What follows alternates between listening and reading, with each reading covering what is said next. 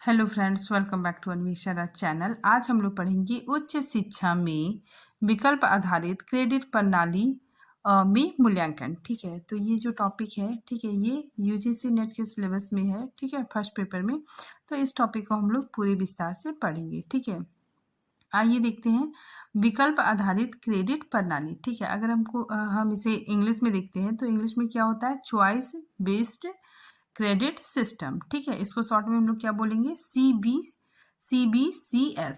ठीक है, देखिए, चलिए हम लोग पढ़ना स्टार्ट करते हैं। देखिए, राष्ट्रीय उच्च शिक्षा मूल्यांकन परिषद द्वारा जारी सर्वेक्षण रिपोर्ट में पाया गया कि भारत में 68% विश्वविद्यालय और 90% कॉलेज में उच्च शिक्षा की गुणवत्ता या तो मध्यम दर्जे की है, ठीक है, या फिर दोषपूर्ण पाई गई है। ठीक है, क्योंकि इन संस्थाओं के लगभग 75% डिग्रीधारी छात्र बेरोजगार की समस्या से जूझ रहे हैं। ठीक है, तो देखिए, यहाँ पे राष्ट्रीय उच्च शिक्षा मूल्यांकन परिषद द्वारा एक सर्वे हुआ। ठीक है, इसमें सर्वे में पाया गया कि 68% जो विश्वविद्यालय है, ठीक है, जो मतलब यूनिवर्सिटी है, ठीक है, और 90% कॉलेज है। ठीक है, तो वहाँ की जो उच्च शिक्षा की गुणवत्ता है, ठीक है, जो उच्च शिक्षा की गुणवत्ता है वो कैसी है, मध्यम दर्जे की है। ठीक है, मध्यम दर्जे मतलब घटिया दर्जे की है। ठीक है, मतलब वो शिक्षा व्यवस्था कैसी पाई गई है, दोषपूर्ण पाई गई है। ठीक है, फिर देखिए, क्योंकि इन संस्थाओं में लगभग 75% डिग्रीधारी, ठीक है, जो 75% डिग्री ले लेते हैं, ठीक है, तो डिग्रीधारी छात्र आज भी क्या है, बेरोजगार की समस्या से जूझ रहे हैं। आगे देखिए, यदि दुनिया के कई सारे देशों की बात करें तो वह अपनी उच्च शिक्षा पर कुल बजट का 9 से 10% खर्चा करती है। ठीक है, अगर हम दुनिया भर के बहुत सारे देशों में देखते हैं कि वहाँ पे उच्च शिक्षा पर, ठीक है, कुल बजट में 9 से 10% खर्चा करते हैं। ठीक है, लेकिन भारत में कुल आय का मात्र 1% खर्चा होती है। ठीक है, इसे ही देखते ही सरकार ने विकल्प आधारित क्रेडिट प्रणाली लागू किया है। ठीक है, तो इसी वजह से सरकार ने विकल्प आधारित क्रेडिट प्रणाली, ठीक है, चॉइस बेस्ड क्रेडिट सिस्टम, ठीक है, लागू किया है। ठीक है, जिससे देश में शिक्षा व्यवस्था ठीक किया जा सके। आगे देखिए, CBCS। ठीक है,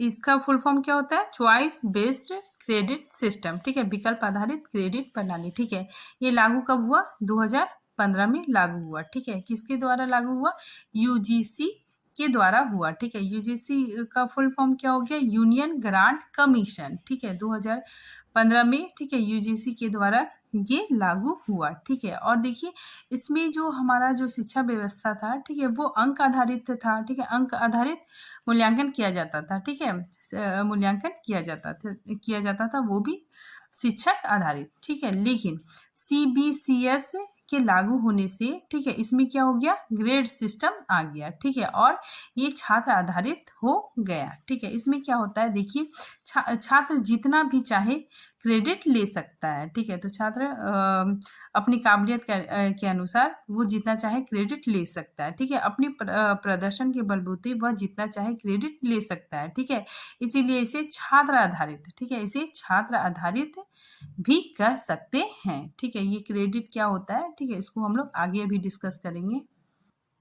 अब आगे देखिए, CBCS का फुल फॉर्म क्या होता है। ठीक है, ये आता है एग्जाम में, तो आप लोग याद रखिएगा, CBCS का फुल फॉर्म क्या होता है, चॉइस बेस्ड क्रेडिट सिस्टम। ठीक है, CBC के तहत अब कोई भी छात्र, ठीक है, कोई भी स्टूडेंट अपने कोर्स विषय से हटकर, ठीक है, अपनी कोर्स विषय से हटकर, ठीक है, जो उसे मतलब अच्छा लगता है, ठीक है, जो उसको पसंद है, ठीक है, उसका फेवरेट, ठीक है, तो अपनी पसंदीदा एक या दो विषय को चुन कर पढ़ सकता है। ठीक है, तो यहाँ पे क्या होता है कि स्टूडेंट अपनी सब्जेक्ट के अलावे कोई भी अदर सब्जेक्ट पढ़ सकता है। ठीक है, देखिए, यहाँ पे मैंने एग्जाम्पल भी लिखा है कि मान लीजिए स्टूडेंट है, ठीक है, मतलब वो अपनी विषय के अलावे, ठीक है, चाहे तो एक या दो विषय चुनकर पढ़ सकता है। ठीक है, अलग सब्जेक्ट का पढ़ सकता है। ठीक है, जैसे देखिए, मान लीजिए कि मैं कॉमर्स का स्टूडेंट हूँ, ठीक है, और मुझे हिस्ट्री पढ़ना बहुत अच्छा लगता है, ठीक है, तो मैं हिस्ट्री भी पढ़ना चाहता हूँ, ठीक है, तो यहाँ पे तो मैं क्या करूँगा कि एक पेपर हिस्ट्री लेके पढ़ाई कर सकता हूँ, ठीक है। तो यहाँ पे क्या होता है कि CBCS एक क्या करता है, फैसिलिटी प्रोवाइड करता है, ठीक है, कि आप अपनी विषय के अलावा, ठीक है, दूसरे विषय को भी चुनकर पढ़ सकते हैं, ठीक है। तो ये भी हो सकता है, ठीक है जी। देखिए एक और एग्जांपल भी ले सकते हैं, ठीक है, जैसे देखिए हमारा जो विषय है, ठीक है, वो हिंदी है, ठीक है, मेरा सब्जेक्ट हिंदी है, ठीक है, लेकिन मैं चाहती हूँ कि मतलब मैं इंग्लिश भी पढूं, ठीक है, तो मेरा मतलब मुझे लगता है कि मेरा इंग्लिश बहुत वीक है, ठीक है, और हमको मतलब इंग्लिश पढ़ने में मतलब इंटरेस्ट है, ठीक है, तो हम क्या करेंगे, अलग से इंग्लिश से सब्जेक्ट लेके पढ़ सकते हैं, ठीक है, वो जो इंग्लिश जो मैं पढ़ूंगी, ठीक है, वो मेरे फ्यूचर के लिए भी काम आएगा, ठीक है, तो मुझे इंग्लिश पढ़ना अच्छा लगता है, ठीक है, तो हम क्या कर सकते हैं कि एक और सब्जेक्ट जो मुझे अच्छा लगता है मैं उसको पढ़ सकती हूँ, ठीक है, तो यहाँ पे क्या करता है कि CBCS एक क्या करता है हम लोग को फैसिलिटी प्रोवाइड करता है, ठीक है, प्रोवाइड करता है, ठीक है, जिससे आप अपने विषय के अलावा दूसरे विषय को चुनकर पढ़ाई कर सकते हैं। अब यहाँ पे देखिए चॉइस बेस का मतलब क्या होता है, ठीक है, देखिए इसका मतलब क्या होता है कि अपने विभिन्न कैटेगरी के विषय चुनने की आज़ादी, ठीक है, आपको मतलब जो सब्जेक्ट आपको अच्छा लगता है, ठीक है, तो विभिन्न कैटेगरी होता है उसमें, ठीक है, तो विभिन्न कैटेगरी में अपना विषय चुनने की इसमें आज़ादी होती है। आगे देखिए स्टूडेंट के पास यह चॉइस होता है कि किसी दूसरे विषय का भी एक या दो पेपर चूज करके पढ़े, ठीक है, इसी वजह से इसका नाम चॉइस बेस पड़ा। अब देखिए क्रेडिट सिस्टम क्या होता है, ठीक है, तो ये भी काफ़ी इंपॉर्टेंट है। तो देखिए क्रेडिट सिस्टम क्या होता है कि 30 आवर में, ठीक है, 30 आवर अगर हम लोग स्टडी करेंगे, ठीक है, 30 आवर अगर पढ़ाई होगा तो उसमें क्या हो जाएगा, एक क्रेडिट मिलेगा, ठीक है, देखिए यानी चुने हुए विषय के आधार पर स्टडी आवर, ठीक है, स्टडी आवर को ध्यान में रखते हुए क्रेडिट दिया जाता है, ठीक है, देखिए अगर 30 आवर हुआ, ठीक है, 30 आवर का स्टडी हुआ तो एक क्रेडिट होगा, ठीक है।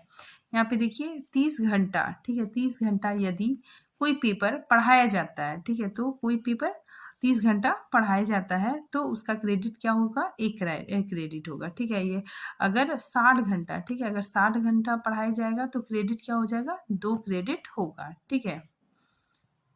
फिर देखिए 90 आवर होगा, ठीक है, 90 घंटा अगर पढ़ाया जाएगा तो 3 क्रेडिट होगा, ठीक है, और 120 आवर का स्टडी होगा तो 4 क्रेडिट होगा, ठीक है।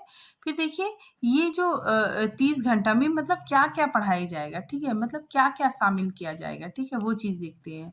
तो इस 30 घंटा में क्या क्या किस तरीके से पढ़ाया जाएगा, तो इसमें व्याख्या विधि का भी मतलब प्रयोग किया जाएगा, ठीक है, व्याख्या के द्वारा पढ़ाया जाएगा, ठीक है, ट्यूटोरियल के द्वारा भी समझाया जाएगा, ठीक है, और इसमें प्रैक्टिकल और असाइनमेंट भी होगा।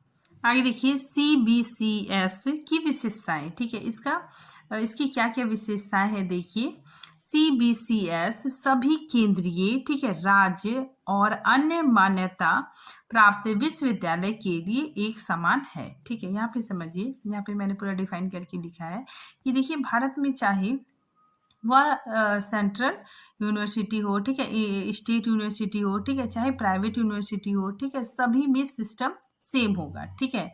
मान लीजिए देखिए कि अगर कोई पेपर स्टेट यूनिवर्सिटी में 60 घंटा पढ़ाया जा रहा है, ठीक है, तो उसे 2 क्रेडिट मिलेगा, ठीक है।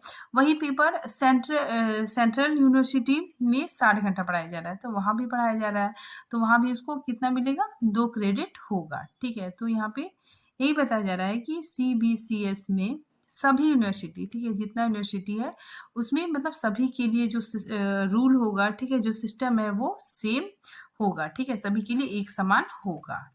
यहाँ पे देखिए अगर सेंट्रल यूनिवर्सिटी में भी पढ़ाया जा रहा है, ठीक है, स्टेट यूनिवर्सिटी में पढ़ाया जा रहा है, ठीक है, या फिर प्राइवेट यूनिवर्सिटी में पढ़ाया जा रहा है, ठीक है, सभी जगह सिस्टम क्या होगा, एकदम सेम होगा, ठीक है। अब आगे देखिए इसके 3 मुख्य पाठ्यक्रम है, ठीक है, तो इसके 3 मुख्य पाठ्यक्रम है, कौन कौन है, देखिए मूल, ठीक है, मूल, वैकल्पिक और बुनियादी। ठीक है, अगर हम इसको इंग्लिश में देखना चाहें तो क्या हो जाएगा कि इट हैज़ 3 मेन कोर्स। इसका कोर्स कितना होता है? 3 मेन कोर्स होता है। ठीक है, कौन कौन? फर्स्ट क्या है? बेसिक, ठीक है, दूसरा इलेक्टिव और तीसरा फाउंडेशन कोर्स। ठीक है, तो ये याद रखिएगा आप लोग कि इसका 3 कोर्स होता है, पहला बेसिक, दूसरा इलेक्टिव और तीसरा फाउंडेशन कोर्स। ठीक है, फिर आगे देखिए, मूल्यांकन संतोषजनक या असंतोषजनक रूप में किया जाता है। ठीक है, फिर आगे देखिए, इसमें आपको ग्रेड प्रोवाइड किया जाता है। ठीक है, मतलब इसमें क्या होता है? अंक नहीं दिया जाता है, इसमें क्या दिया जाता है? ग्रेड। ठीक है, ग्रेड प्रोवाइड किया जाता है। ठीक है, यहाँ आपको मार्क्स नहीं मिलता है। ठीक है, यहाँ पे क्या होता है? ग्रेड मिलता है। ठीक है, अंकों की जगह पे यहाँ पे A B C D grade मतलब ग्रेड मिलता है। ठीक है, फिर आगे देखिए एक शैक्षिक वर्ष में 2 सेमेस्टर। ठीक है, मतलब एक वर्ष में क्या होता है? 2 सेमेस्टर होता है। ठीक है, और 2 सेमेस्टर में पहला क्या होता है? विषम होता है और दूसरा सम होता है। ठीक है, इंग्लिश में देखिए, academic year 2 semester is one academic year. ठीक है, एक क्या होता है? ऑड होता है और एक क्या होता है? इवन होता है।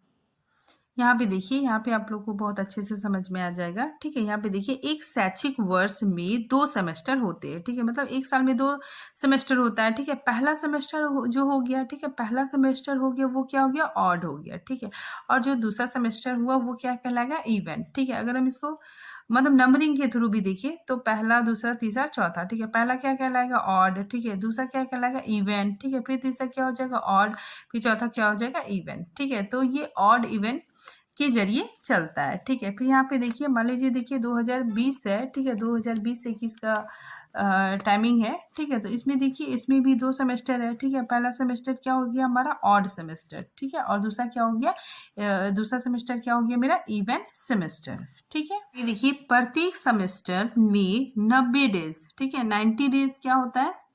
90 डेज के बराबर 15-18 सप्ताह का शैक्षिक कार्य शामिल होगा। ठीक है, तो इसमें बताया जा रहा है कि जो 90 डेज है, ठीक है, मतलब 90 डेज है। ठीक है, या फिर 15-18 सप्ताह है। ठीक है, इसमें क्या होता है? बच्चों को पढ़ाया जाता है। ठीक है, बच्चों को मतलब एकेडमिक रूप से उसकी पढ़ाई लिखाई होती है। ठीक है, इसमें मतलब 90 डेज के अंतर्गत इसमें एग्जाम नहीं लिया जाता है। ठीक है, मूल्यांकन ये सब शामिल नहीं है। ठीक है, मतलब 90 डेज में या फिर 15-18 सप्ताह में बच्चों को सिर्फ उसको मतलब पढ़ाया लिखाया जाता है।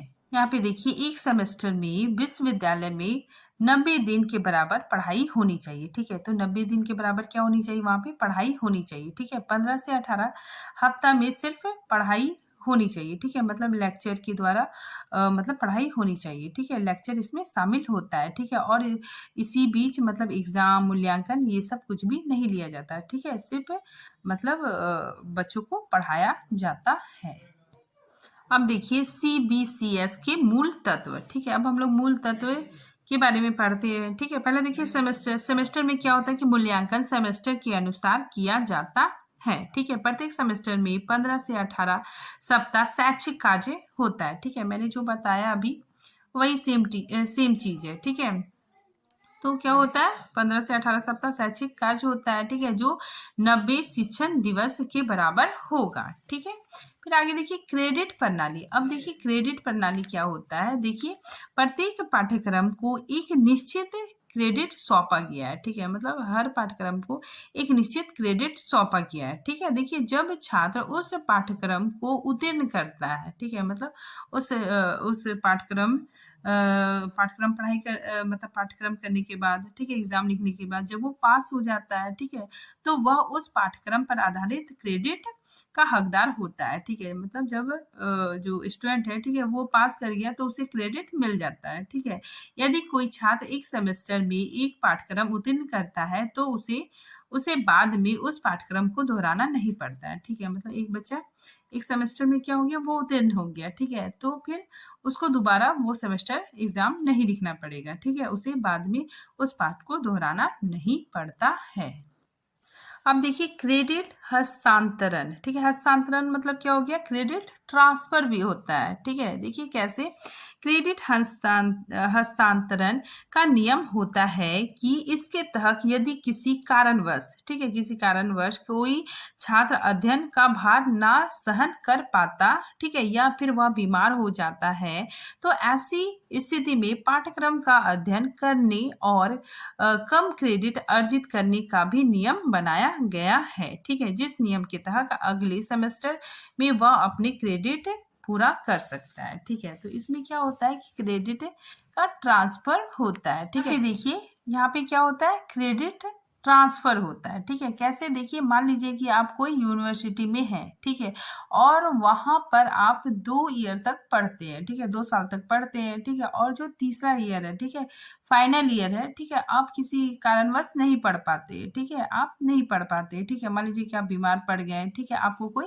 दिक्कत आ गई, ठीक है, इसकी वजह से आप पढ़ाई नहीं कर पाए, ठीक है, फिर देखिए 2 ईयर तक जितने भी सब्जेक्ट आपने पढ़ लिए, ठीक है, मतलब 2 साल तक जितने भी सब्जेक्ट आपने पढ़ लिए, ठीक है, ये क्रेडिट ट्रांसफर हो जाएगा, ठीक है, ये क्रेडिट क्या हो जाएगा, ट्रांसफर हो जाएगा, ठीक है, उस विद्यालय में जहां आप एडमिशन लेंगे, ठीक है, मतलब आप जिस विद्यालय में भी एडमिशन ले रहे हैं, ठीक है, तो उसमें क्या हो जाएगा, आपका क्रेडिट ट्रांसफर हो जाएगा, ठीक है, सीधे आप 3rd ईयर में आ जाएंगे, ठीक है, फाइनल ईयर में मतलब आ जाएंगे, ठीक है, तो 3rd ईयर में एडमिशन लेकर इजी से अपना कोर्स को पूरा कर सकते हैं, ठीक है। तो ऐसा क्यों होता है, क्योंकि ये क्या है, क्रेडिट सिस्टम पर है, ठीक है, और ये आसानी से क्या हो जाता है, ट्रांसफर हो जाता है, ठीक है, तो ये आसानी से क्या हो जाता है, ट्रांसफर हो जाता है, ठीक है, और आपको मतलब क्रेडिट मिल जाता है, ठीक है। आपको मतलब 2 साल अगर आपने वो कंप्लीट कर लिया, तो जो फाइनल ईयर है, ठीक है, उसमें आप मतलब आसानी से मतलब कर सकते हैं, ठीक है, 3rd ईयर में एडमिशन लेके इजी से मतलब इजीली अपना कोर्स कंप्लीट कर सकते हैं, ठीक है, क्योंकि ये क्या होता है, ये जो क्रेडिट सिस्टम है, ये क्या होता है, बहुत आसानी से ट्रांसफर हो जाता है, ठीक है। ये देखिए व्यापक निरंतर बच्चों का मूल्यांकन होता है, ठीक है, तो इसमें क्या होता है, व्यापक स्तर पर, ठीक है, और निरंतर बच्चों का मूल्यांकन होता रहता है, ठीक है। देखिए पहले, ठीक है, पहले क्या होता था, साल में एक बार एग्जाम होता था, ठीक है, वो भी 100 मार्क्स का एग्जाम हो जाता था, ठीक है, लेकिन अब क्या हो गया है, अब मतलब अब क्या हो गया है कि हर सब्जेक्ट में 70 मार्क्स क्या होता है, एक्सटर्नल होता है, ठीक है, 30 मार्क्स इंटरनल होता है, ठीक है, और मतलब साल में 2 बार एग्जाम होता है, ठीक है, तो साल में 2 बार परीक्षा भी होता है, ठीक है, उनमें से भी उसमें भी 70 मार्क्स और 30 मार्क्स का भी कॉन्सेप्ट इसमें रहता है, ठीक है, और क्या करता है कि टीचर मतलब बच्चों का मूल्यांकन करता रहता है, ठीक है, इंटरनल मार्क्स देता है, तो टीचर क्या करता है, बच्चों का मतलब मूल्यांकन करता है, ठीक है, बच्चे मतलब जो टीचर है, ठीक है, वो देखता है कि बच्चों का अटेंडेंस कितना है, ठीक है, बच्चों का मतलब परफॉर्मेंस कैसा है, ठीक है, इस आधार पर मतलब बच्चों को मतलब मार्क्स देता है, ठीक है, तो इसी वजह से ये क्या है कि मतलब निरंतर बच्चों का यहाँ पे मूल्यांकन होता रहता है, ठीक है। अब देखिए टाइप्स ऑफ कोर्स, ठीक है, टाइप्स ऑफ कोर्स या सब्जेक्ट, ठीक है, कौन कौन सा कोर्स होता है, इसमें कौन कौन सा पेपर होता है। देखिए सबसे पहले क्या होता है, कोर कोर कोर्स, ठीक है, कोर्स का मतलब हम लोग पेपर भी समझ सकते हैं, ठीक है, कोर पेपर, ठीक है, तो इसमें देखिए क्या होता है कि छात्रों द्वारा अध्ययन किया जाना अनिवार्य है, ठीक है, तो ये जो कोर होता है, ठीक है, कोर सब्जेक्ट होता है या फिर कोर जो पेपर होता है, वो मतलब क्या होता है, अनिवार्य होता है, ठीक है, कंपलसरी होता है, ठीक है, तो इसको कंपलसरी पढ़ना होता है, ठीक है। मान लीजिए कि 2 कोर पेपर मतलब लिखा गया है, ठीक है, हमारे सिलेबस में 2 कोर पेपर लिखा गया है, तो आपको क्या होगा कि दोनों लेना पड़ेगा, ठीक है, मतलब वो दोनों पढ़ना मस्ट है, ठीक है। ये क्या है, इसमें मतलब कोर कोर्स में क्या होता है, ये कंपलसरी पढ़ना होता है। आगे देखिए इलेक्टिव कोर्स, ठीक है, इलेक्टिव कोर्स या पेपर, इसमें क्या होता है, देखिए जिसे पाठ्यक्रम के समूह से चुना जा सकता है, ठीक है, तो इसमें क्या होता है कि पाठ्यक्रमों का समूह होता है, ठीक है, और उसमें हम लोग चुनते हैं, ठीक है। देखिए इलेक्टिव कोर्स या फिर पेपर, इसमें क्या होता है कि आप इसमें चुन सकते हैं, ठीक है, आप इसमें चुनाव कर सकते हैं, ठीक है, मतलब आपके पास ग्रुप ऑफ पेपर होगा, ठीक है, उसमें आपको चुनना होता है, ठीक है। देखिए यहाँ पे देखिए यहाँ पे देखिए 8, 10, 12 पेपर का नाम लिखा होता है, ठीक है, यहाँ पे देखिए ये सब पेपर का मान लीजिए नाम लिखा हुआ है, ठीक है। तो 8, 10, 12 पेपर का नाम लिखा होता है, ठीक है, जिसमें से आपको 3 को ही चुनना पड़ता है, ठीक है। इसमें से आपको मतलब 3 को ही चुनना होता है, ठीक है। आप इसमें कोई भी 3 चुन सकते हैं, ठीक है।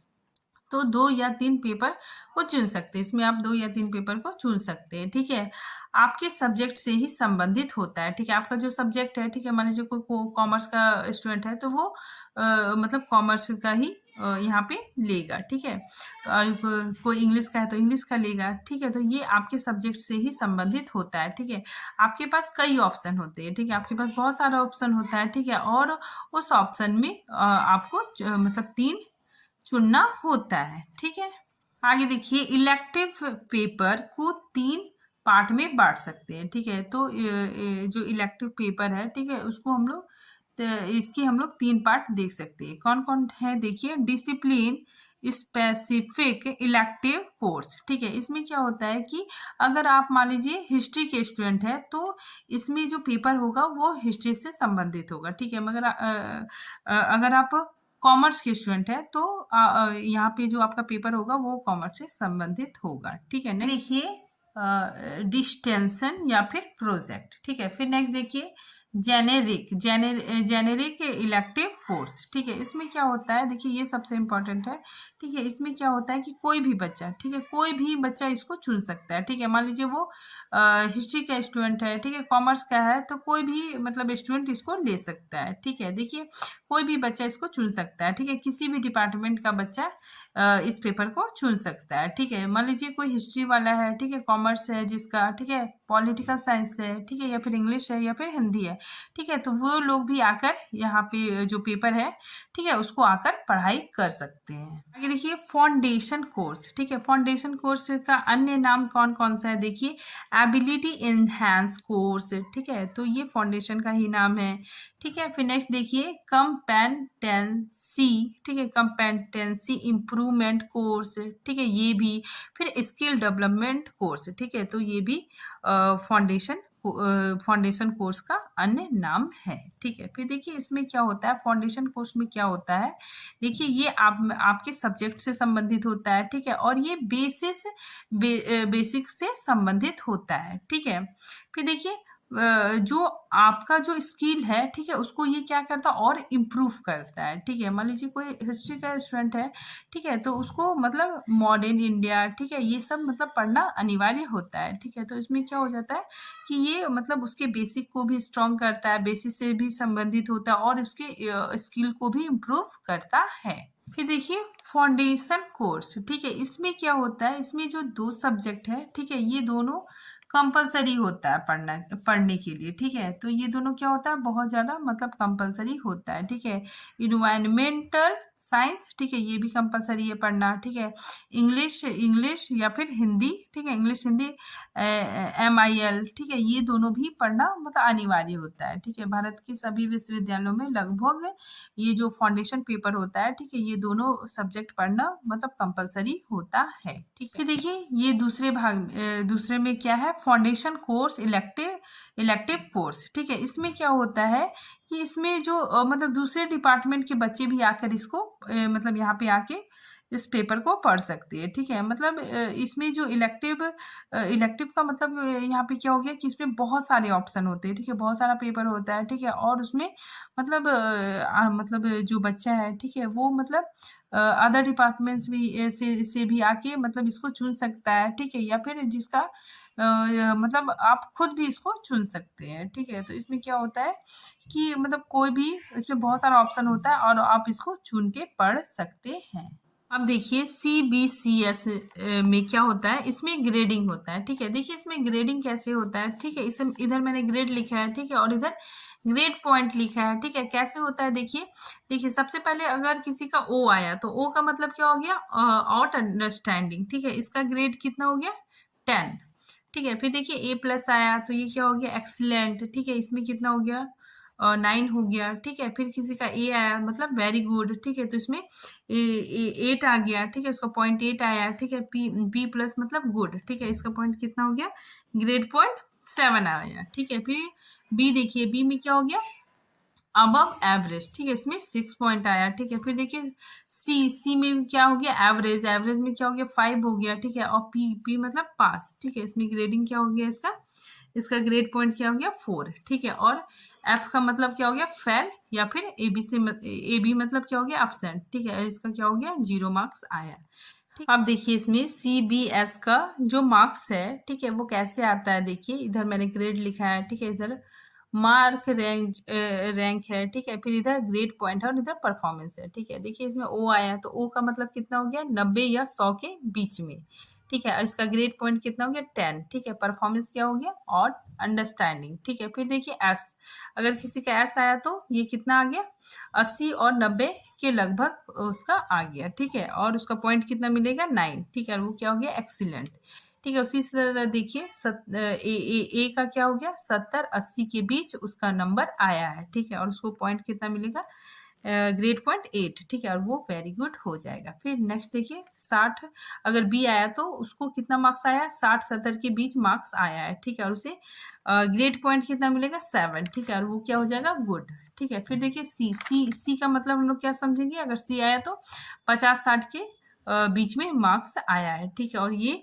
इसका ग्रेड पॉइंट 6, ठीक है। और ये क्या हो जाएगा अबव एवरेज, ठीक है। फिर देखिए डी में क्या हो जाएगा 45-50 होगा, ठीक है, इसके बीच का नंबर होगा, ठीक है। 5 आया इसका ग्रेड पॉइंट और ये क्या हो गया एवरेज, ठीक है। फिर देखिए ई, अगर किसी का ई आया तो क्या हो गया 40-45 के बीच नंबर है, ठीक है। और इसका ग्रेड पॉइंट 4 है और ये एकदम पुअर में आ गया, ठीक है।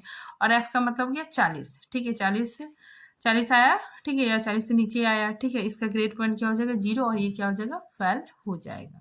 देखिए कभी कभी SGP भी मतलब पूछा जाता है। देखिए ये क्या होता है, ठीक है। इसमें देखिए इसमें पहले मतलब कोर्स होता है, ठीक है। कोर्स देखिए कितना टोटल कोर्स है 6 कोर्स मैंने लिया है, ठीक है। फिर इसमें देखिए इसमें क्रेडिट भी है 3 क्रेडिट 4 क्रेडिट, ठीक है। फिर इसमें देखिए लेटर ग्रेड भी है, ठीक है। फिर इसमें ग्रेड पॉइंट भी है और क्रेडिट पॉइंट है, ठीक है। तो इसमें क्या होता है कि जो मतलब क्रेडिट है, ठीक है, इसको मतलब ग्रेड पॉइंट के साथ मल्टीप्लाई कर देते हैं, ठीक है। देखिए अगर 3 इंटू 8 करेंगे तो कितना हो जाएगा 24, ठीक है। तो इसी तरह देखिए 4 इंटू 7 करेंगे तो 28, ठीक है। तो इस तरह अकॉर्डिंग हम लोग करेंगे तो SGP हमारा निकल जाएगा, ठीक है। फिर देखिए टोटल, अगर हम टोटल इसको प्लस करेंगे तो कितना हो जाएगा 20 हो जाएगा, ठीक है। और इसको करेंगे तो कितना हो जाएगा 139 हो जाएगा, ठीक है। फिर हम इसको क्या करेंगे डिवाइड कर देंगे, ठीक है। डिवाइड करने के बाद फिर मेरा 6.95 निकल गया, ठीक है। तो यही क्या होता है मेरा SGP, ठीक है। तो यही क्या होता है मेरा SGPA, ठीक है। तो इस तरह से भी इसको निकाला जाता है। देखिए इसके लाभ को हम लोग देखते हैं, ठीक है। विकल्प आधारित क्रेडिट प्रणाली के लाभ, इसके लाभ क्या क्या है देखिए।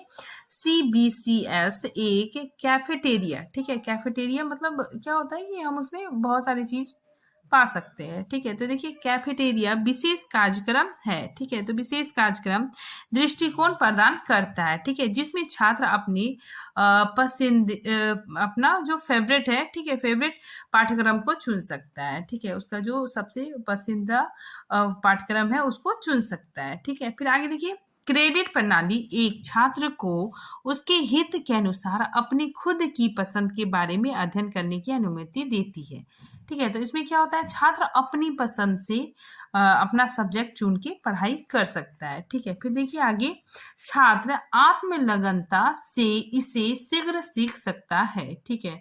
तो छात्र के अंदर अगर लगन होगा, ठीक है, सेल्फ लगन होगा तो वो इस चीज को बहुत जल्दी सीख सकता है, ठीक है। आगे देखिए वे अतिरिक्त पाठ्यक्रम के विकल्प चुन सकते हैं, ठीक है, और आवश्यकता से अधिक क्रेडिट का लाभ प्राप्त कर सकते हैं, ठीक है। मतलब छात्र क्या कर सकता है अतिरिक्त पाठ्यक्रम का विकल्प भी चुन सकता है, ठीक है, और अधिक क्रेडिट का लाभ भी प्राप्त कर सकता है, ठीक है। फिर आगे देखिए वह सीखने के लिए बहुविषयक दृष्टि का विकल्प चुन सकता है, ठीक है। तो बहुविषयक दृष्टिकोण का विकल्प चुन सकता है, ठीक है। फिर आगे देखिए देश और बाहर के कॉलेज या विश्वविद्यालय में आसानी से क्रेडिट का हस्तांतरण कर सकते हैं, ठीक है। तो क्रेडिट क्या हो जाएगा ट्रांसफर हो जाएगा, ठीक है। फिर देखिए इस प्रणाली से छात्रों में रोजगार के अवसर मिलते हैं, ठीक है। तो इस प्रणाली से क्या होता है कि छात्रों को रोजगार का अवसर भी मिलता है। ठीक है,